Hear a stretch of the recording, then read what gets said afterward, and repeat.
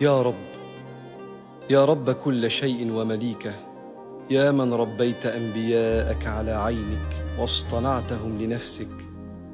اللهم دبر لي تربية ذريتي إن لم أحسن التدبير، واجبر ما وقع مني في سابق حياتهم من تقصير، وافتح لهم في حياتهم كل باب مغلق، إنك على كل شيء قدير. اللهم قر عيني يا لطيف بهدايتهم، وطمئن قلبي بشفائهم، اللهم وارزقهم الصحبة الصالحة، واحفظهم من النفوس الجامحة، وافتح عليهم يا رب فتحا مبينا في العلم،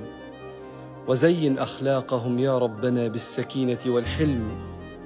وأعني أن أعرفهم عليك، ولا تقبضني يا مولاي حتى أدلهم على الطريق الموصل إليك، واحفظهم يا سيدي بعينك التي لا تنام أيام حياتي، وتولى أمرهم بعطائك الذي لا ينقطع بعد مماتي.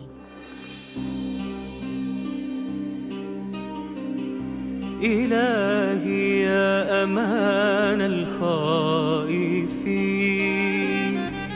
يا سندي يا خير معين،